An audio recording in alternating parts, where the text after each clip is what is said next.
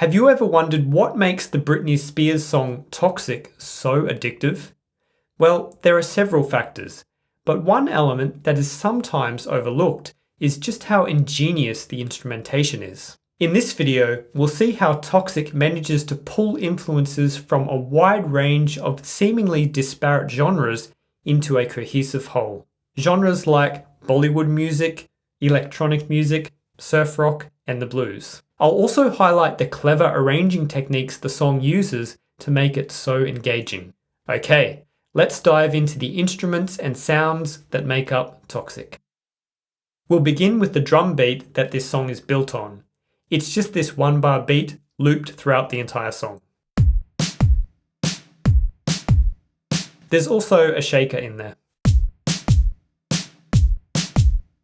And there is some slight variation. So the second verse adds eighth notes on the closed hi-hats. And the choruses add the ride cymbal. We also get the occasional cymbal crash, but apart from that, there are no drum fills or other beats used. This is proof that you can create a classic pop song using very simple percussion. So the song begins with this simple beat, over which the strings play the main hook. Now this hook is actually 3 samples cobbled together from a 1981 Bollywood film. I'll put a link in the description to a fascinating video that shows you exactly where these samples come from and how they are stitched together. It's only 50 seconds long, so I highly recommend watching it after you've finished watching this video. So after this hook is played twice, the acoustic guitar enters for 2 more repetitions of the hook. Now this acoustic guitar and the strings hook have something in common in terms of production. They both cut out abruptly, like a snipped sample. So here's the strings hook and the acoustic guitar.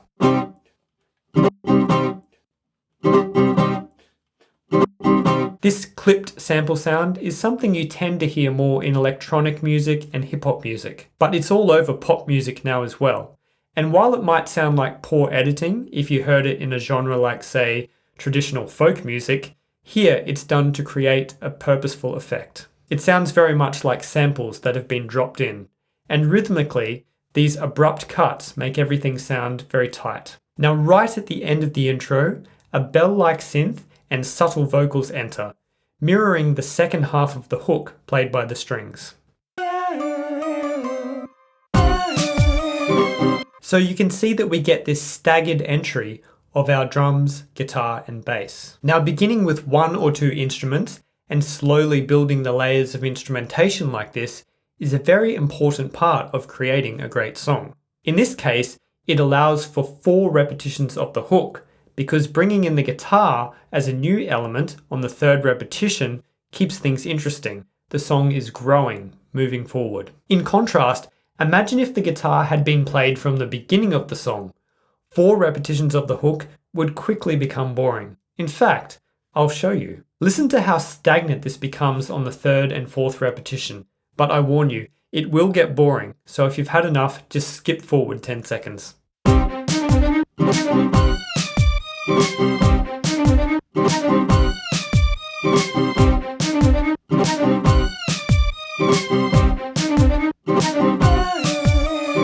See what I mean? Effective layering is something you may not notice as a casual listener, but it's very important for maintaining the listener's interest. Now at the onset of verse 1, everything drops out for 1 bar.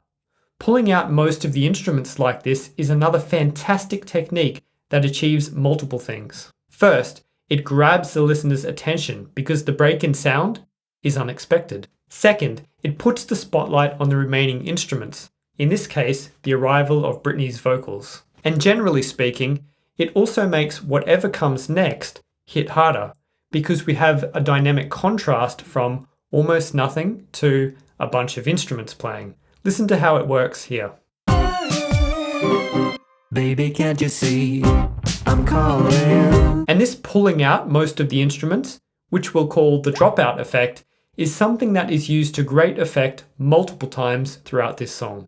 So the drums kick back in on the final beat of this silent bar, and then the guitar and bass join in on the first beat of the next bar. The bass guitar almost sounds like a synth bass in the original recording, but it's actually a real bass being played with effects added to it. It's quite a fun bass line too.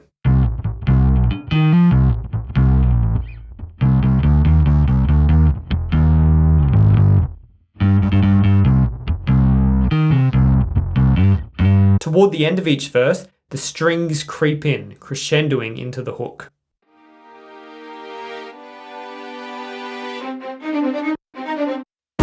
It's dangerous, I'm falling.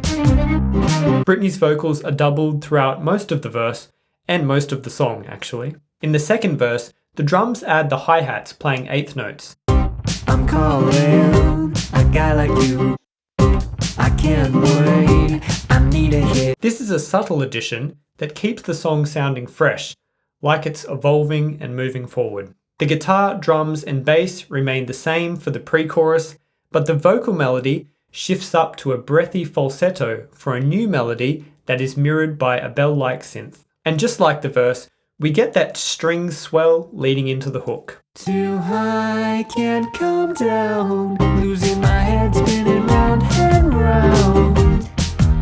Do you feel me now? Then we get another dropout, this time leaving us with just the electric guitar playing eighth notes on a single note for 2 bars. This really builds the tension because we are sitting on one note, waiting for something to happen. It reminds me of a loading screen in a video game. So when the chorus does hit, it's more satisfying for 2 reasons. First, we've had to wait for it, and second, the guitar, drums, and bass all come back in, which provides a sudden textural and dynamic boost. So the chorus sees the guitar playing a new chord progression.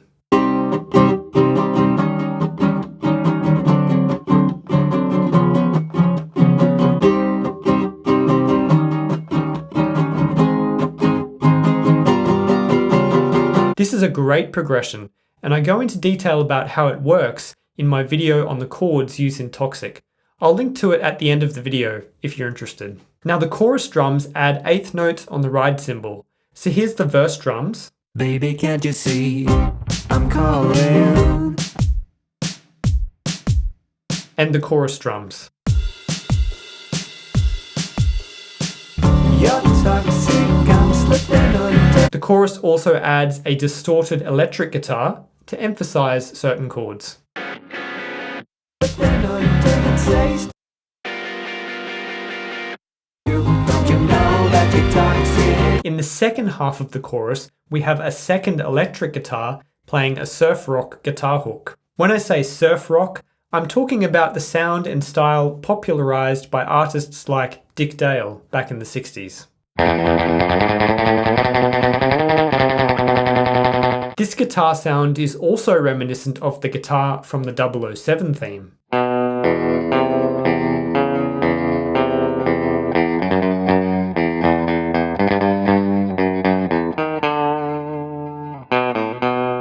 And that secret agent angle is something that the music video really leans into.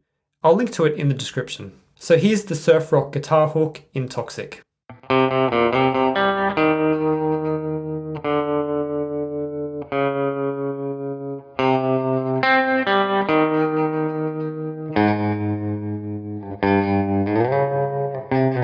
Notice how the surf rock guitar hook comes in to fill the spaces between the vocal lines. It has its moment in the spotlight, but it steps back when the vocal re-enters. Oh, and I love what you do. Don't you know that you're toxic?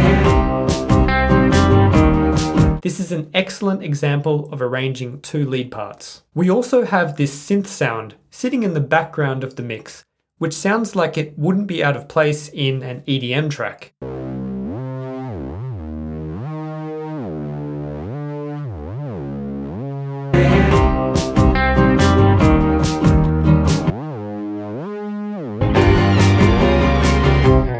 We have another dropout on the first bar of the third verse, which is very similar to the dropout in the first verse.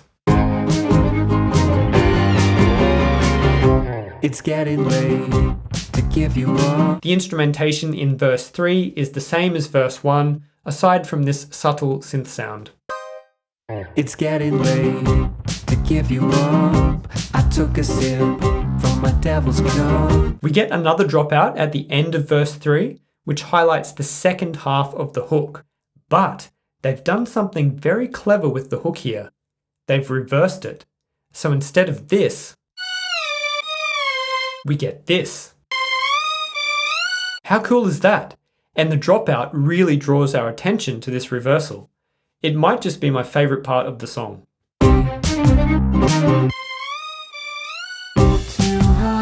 The instrumentation in the second pre-chorus, lead-in and chorus are the same as the first time we heard them. Our next dropout occurs at the end of the second chorus, and it actually cuts out the end of the hook. And that's the second time the hook has been altered in an unexpected way, which keeps the listeners on their toes. This is followed by the instrumental section, which is very much influenced by electronic music genres. Here we have multiple synths along with the bass, creating a dark, electronic atmosphere.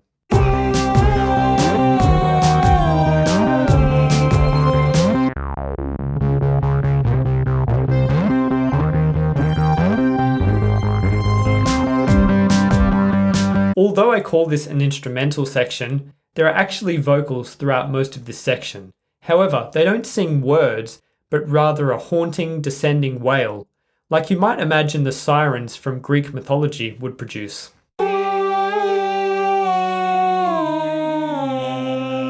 Toward the end, the vocals cease, and the focus is squarely on those bassy synths, which sound like something you might encounter in a dubstep track.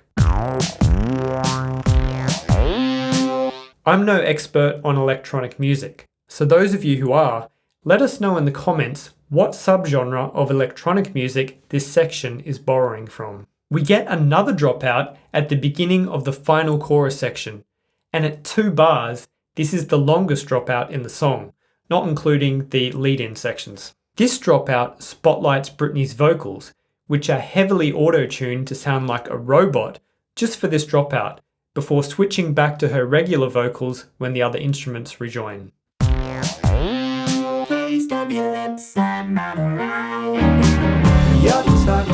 This momentary use of exaggerated auto-tune, highlighted by the dropout, is very cool, and at only 3 seconds, it doesn't outstay its welcome.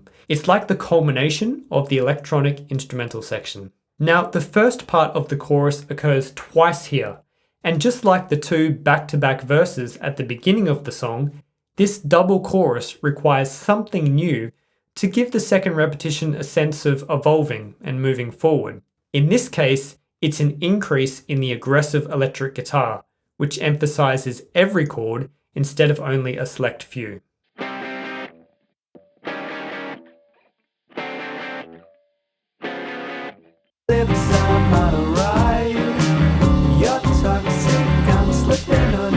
The final section, part 2 of the chorus, is instrumentally identical to previous choruses.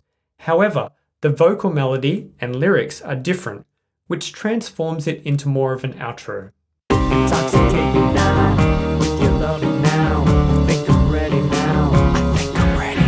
Finally, the song finishes with one last dropout, leaving only the strings to finish with the hook. Now, one of the most impressive things about this song, to me, is how it manages to pull from such a wide variety of influences, yet still sound like a cohesive whole. So we have the Bollywood influence in the hook, which adds a mysterious, exotic flavour to the track. Then there's the surf rock / 007 guitar sound.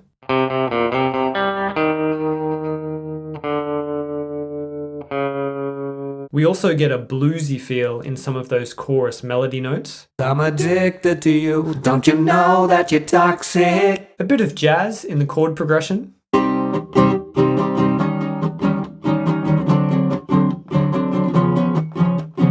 And the unmistakable influence of electronic music, especially in that instrumental interlude.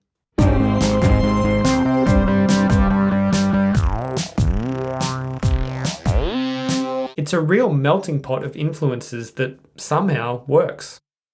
Now, I have 2 song challenges for you. The first is to think of other songs that use the dropout technique. So songs that pull out most of the instruments for brief moments in the song. If you start listening for it, you'll hear it everywhere. The second challenge is to think of songs with great samples in them. And tell us where the original sample came from, if you know. Let me know what you got in the comments. And don't forget to check out that 50-second video showing you how the Toxic hook was made. You can also check out my other Toxic videos where I break down the song's structure, analyze the chords and harmony, and show you how to play the song on the guitar. And like and subscribe if you got something out of this video.